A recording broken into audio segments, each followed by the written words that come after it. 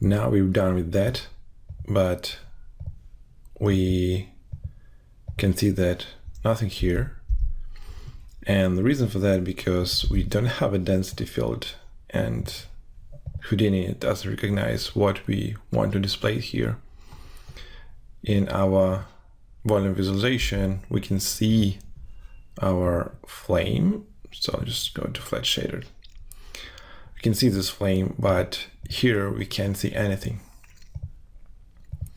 So one of the option is using our pyro post process. And the pyro post process is a very interesting node.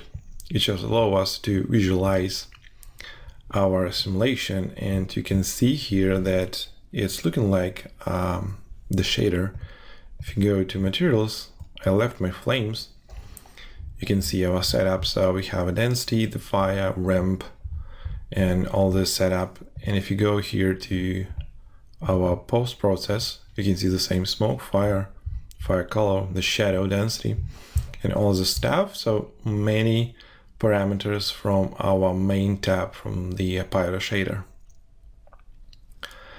But again, there is no option to set what channel I will use as a smoke or the fire in the first tab. But here in the bindings, we can see that we use the density as a density channel, temperature as a temperature, flame as a flame.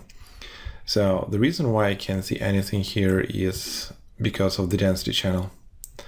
And if I go here and try to just paste the temperature inside of density, we can see now our fire. So there is no, there is nothing changed if I add a temperature inside of density and I put a density scale like a 0. If I press 1, now it will add my temperature as the smoke. But if I go to 0, now I can see just my fire setup. So we'll leave the smoke parameters. Now let's go to fire. The first thing I want to change here is, except of the physical black body, I go to ramp, as we did with our shader, our flame shader. I want to add a ramp here. But before I do this, I want to increase the scale of my intensity, and I want to play a little bit with my flame range. We have a by default flame range from 0 to 1, sorry. And mainly when we work with heat or with temperature, we use like this settings. But in case of flame, I want to change them to 0.2 here and 0.1 as an input. And now my flame intensity ramp works from flame range 0.1 to 0.2. So you can play a little bit with this, but really we can see nothing interesting here on just the black and white colors. So let's go to my ramp, and I will leave temperature range as it is to 0 and 1, and just create a basic colors like we did in our shader. So it just should be an orange color, similar to this. So put like 1.3 position and create the same color over here. Primary, the same setup, maybe like 0.75 or maybe a little bit more, 0.78. And this should be black. And here I add a few points. The black one here. And maybe drag it a little bit closer to this point. Take a while to update, so come on. And add another point here, and it should be, well, now we can see some nice lines here. So even with this setting, we can have something interesting. Now let's add a black color here.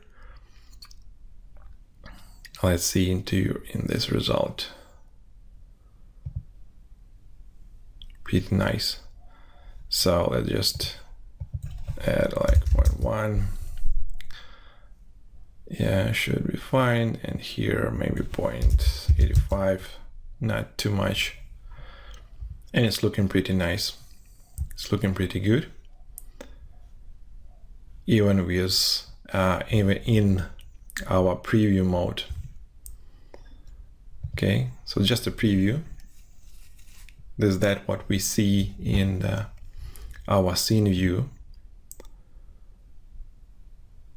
All right, so I remember we have a camera, render view, and now we don't need to apply any material here. So I remove material from render setup, and now I will use my camera and make a render.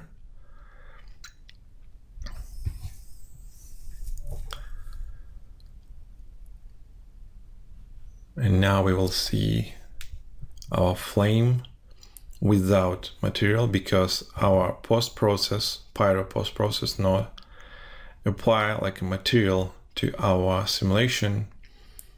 And as a result, now we will see our flame in the render view. And it's with motion blur, as you remember, in output, our file test, we have the motion blur enabled. So it's take a while, but anyway, it creates a nice result. Looking pretty interesting.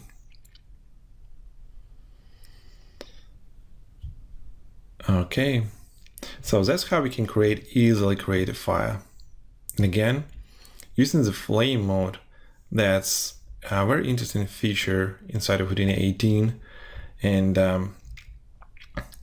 some new possibilities can allow us to create the fire simulation much faster than we did in